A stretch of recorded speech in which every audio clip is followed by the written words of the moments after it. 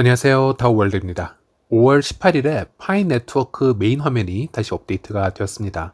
파인 네트워크 활성화 유저 3,500만 달성 메시지였는데요. 오늘 이 영상에서는 3,500만이라는 수치가 보여주고 있는 가치에 대해서 좀 얘기를 해볼까 하는데요. 예전부터 제 채널에서 주기적으로 파인 네트워크가 어느 정도의 유저 수를 달성할 때마다 기념 영상을 올리곤 했었습니다. 어느 국가의 인구수와 비슷하다라든지 아니면 어떤 유명 커뮤니티의 수치와 흡사하다라든지 등등요. 그런데 오늘은 좀 더 다른 각도에서 이 부분을 얘기해보고자 하는 것이고요. 이것을 말하기 앞서서 최근에 일어나고 있는 아주 재미난 뉴스를 하나 공유해 드리려고 하는데요. 바로 일론 머스크의 트위터 인수권이 연기가 되고 있다는 것입니다. 지난 4월 26일에 일론 머스크가 트위터를 하나로 약 54조 원의 규모로 인수하겠다 이렇게 발표를 했었죠. 그리고 나서 최근에 갑자기 이 트위터 인수에 관한 입장을 바꿔버렸습니다. Yeah. What's new in your world? Well, let's see. I guess right now I'm sort of debating the number of bots on Twitter with Parag on Twitter, currently, what I'm being told is that there's just no way to know the number of bots. It's like as unknowable as the human soul, basically. So, beyond reasonable for Twitter to claim that the number of essentially the number of said another way, the number of real unique humans that you see making comments on a daily basis on Twitter is above 95%. That is what they're claiming. Does anyone have that experience?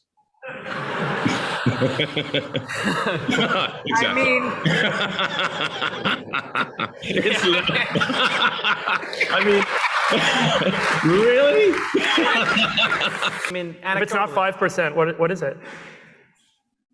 I think it's some number that is probably at least 4 or 5 times that number. I'd say if you did sort of the lowest estimate would be probably 20%. 일론 머스크는 트위터의 가짜 계정 비율이 생각보다 많다라는 점을 지적을 하고 있었고요. 트위터의 안티 스팸 정책에 불만을 제기하고 인수 진행을 늦추는 취지 발언을 하고 있는 겁니다. 트위터는 대략 약 3억 3천만 명의 월간 사용자를 자랑하는 메이저 소셜 네트워크 플랫폼입니다. 일론 머스크 본인도 시간이 날 때마다 이 트위터에서 시간을 보내고 있고요. 많은 IT 관련, 정치 관련, 경제 관련 인플루언서들이 이곳 트위터에서 활동을 하고 있습니다. 일론 머스크는 영상에서 보셨겠지만 트위터가 자체적으로 최소 95%가 실제 계정임을 증명을 해 주어야 한다는 입장을 고수하고 있는 것이고요. 일론 머스크가 생각을 해보았을 때는 트위터 전체 계정에 적어도 약 20% 정도는 가짜 계정일 텐데 이러면 문제가 좀 심각해지는 거 아니냐 이런 발언을 하고 있는 것이죠. 가짜뉴스의 고고학이라는 서적을 검색하게 되면 다음과 같은 자료를 확인할 수가 있었는데요. 이 구절을 한번 보시면요. 인디애나 대학교 복잡계 연구센터는 트위터 계정의 15%에 해당하는 480만 개 계정들은 사람이 아니라 봇에 의해 관리된다 이렇게 얘기를 하고 있습니다. 실제 예시도 나와 있는데요. 한 청년이 운영하는 회사 디브미는 350만 개의 트위터 자동화 계정들을 사용해서 수백만 달러를 벌어들였다 이렇게 얘기를 하고 있습니다. 이 구절을 보시더라도 트위터에서 봇 계정이 만들어지는 수치는 한 기업이 마음만 먹으면 수백만 개도 생성을 해서 운영을 할 수 있다라는 얘기가 되겠죠. 그리고 페이스북 얘기도 잠시 나왔었는데요. 2018년 하반기에만 페이스북은 15억 개의 가짜 계정을 삭제하였다고 합니다. 2019년에도 대략 22억 개에 달하는 가짜 계정을 삭제하였다고 하네요. 일론 머스크가 미디어를 통해서 이런 가짜 계정에 대한 불신을 노골적으로 드러내고 있는 것은 트위터 인수 비용을 좀 더 절감하려 수를 쓰는 것이 아니냐 이런 말들이 많이 나오고 있지만 우리는 가장 중요한 핵심 요점도 다시 한번 생각해 볼 필요가 있다 이렇게 생각을 합니다. 커뮤니티의 가치를 얘기할 때 가장 중요한 것은 이 유저 인터랙션의 정확한 볼륨을 예측하는 것이 필수인 시대가 되었습니다. 이 커뮤니티에는 몇 명의 유저가 몇 번의 상호작용을 통해서 가치를 일으키고 있는지 그에 따라 광고나 파트너십을 통해 투자가 가능한 시대가 되었고요. 그러기 위해서는 기업의 입장에서는 이 모든 커뮤니티의 요소들을 분해를 해서 수익 구조를 먼저 파악하는 게 영순이라고 생각을 하고 있습니다. 일론 머스크라는 기업가가 50조가 넘는 자금을 지출을 해서 세계 최고의 유저 상호작용이 있는 SNS 플랫폼을 인수를 하여야 하는 상황인데요. 여기서 실제 값어치가 있다고 믿어왔던 트위터의 팔로우나 하트 버튼 또는 댓글, 컨텐츠의 카테고리, 클릭 횟수, 그리고 유저들이 좋아하는 선호도 평가들의 데이터들이 신뢰할 수 없을 정도로 조작이 되고 있는 상태라면 일론 머스크가 이 커뮤니티를 온전히 받아들이지 못하고 있다는 점도 충분히 이해할 수 있을 것 같은데요. 그럼 이런 상황이 트위터나 페이스북과 같은 웹 2.0 버전의 소셜 네트워크에만 해당될 수 있는 문제인지 아니면 암호화폐계에도 생겨날 수 있는 문제점인지 여기에 대해서 한번 얘기를 해보겠습니다. 일단 미래에 대부분의 SNS가 웹 3.0 버전으로 전환이 되고 그 플랫폼들이 블록체인 위에서 돌아가는 세상이 온다고 가정을 하면 결국 일론 머스크와 같은 기업가들도 SNS의 규모를 말하기에 앞서서 그 해당 블록체인에 가지고 있는 커뮤니티의 스케일을 먼저 파악하는 시대가 올 것이다. 저는 이렇게 생각을 해보았습니다. 지금 현재 존재하는 암호화폐들은 트위터나 페이스북보다 좀 더 명확한 유저 수 파악이 가능한 상태일까요? 일단 비트코인을 예로 한번 들어보겠습니다. 우리는 비트코인 주소가 총 몇 개가 존재하는지 얘기를 하다 보면 온라인 검색을 한번 해보게 되고요. 대략 4억 6천만 개 정도가 있다. 이렇게 얘기를 하고 있습니다. 하지만 그중 대부분은 그저 빈 주소이거나 한 번만 이용되고 사용이 되지 않은 주소가 상당수라고 보시면 되겠습니다. 그 양이 약 2억 8천만 개에 달한다고 합니다.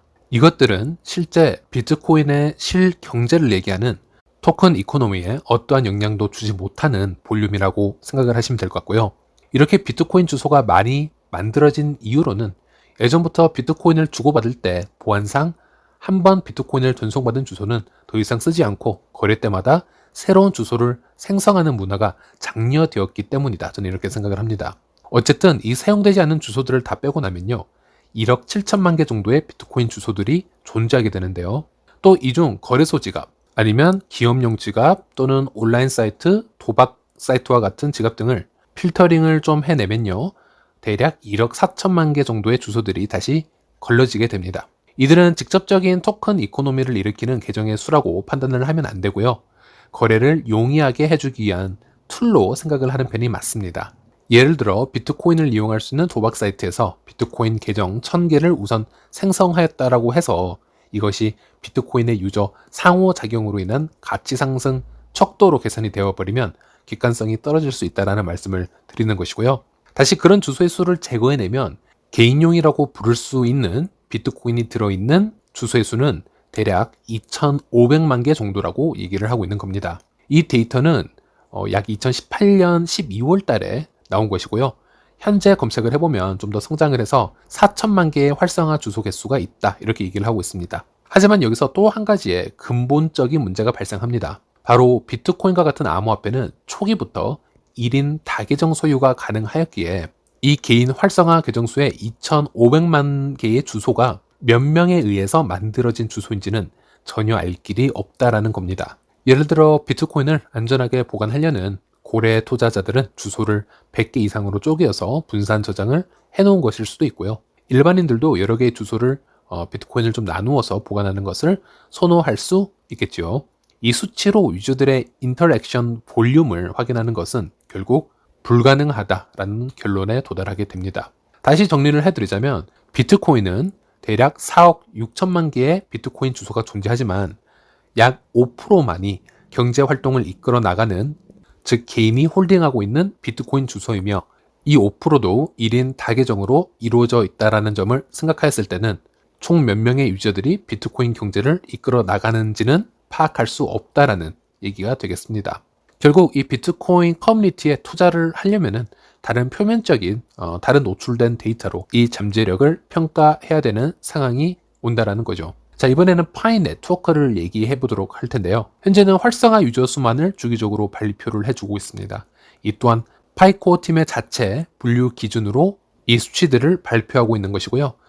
실제적으로 이 3,500만 명 100%가 이 파이 안에서 토큰 이코노미를 생성할 수 있을지 저는 그렇게 생각을 하지는 않습니다. 하지만 현재는 KYC가 한창 진행 중이고 폐쇄형 메인넷으로 마이그레이션이 되는 그 수치를 파악을 해보면 정확하게 1인 1계정 원칙에 의한 그 규율을 따르고 있기 때문에 이 수치가 500만 명이 되었던 2천만 명이 되었던 투자자들 입장에서는 투명하게 유저수들의 수를 파악할 수 있고요. 그 구체화된 수치 위에서 잠재력을 얘기할 수 있다라는 얘기가 되겠습니다. 물론 니콜라스에 따르면 미래의 파이도 비트코인과 같이 한 개의 지갑에서 여러 개의 다계정을 보유할 수 있다 이렇게 얘기를 하고 있습니다. 하지만 KYC 통과자의 수치가 지속적으로 노출만 되어준다면 이 다계정으로 인한 유저수의 혼동은 적을 거라고 생각이 들고 있고요. 명확하게 몇 명의 유저수가 참가한 파이 네트워크 뭐 이런 식으로 지속적으로 미디어에 노출이 된다는 것은 분명 기존 암호화폐 시장에서는 존재하지 않았던 특정 방식이고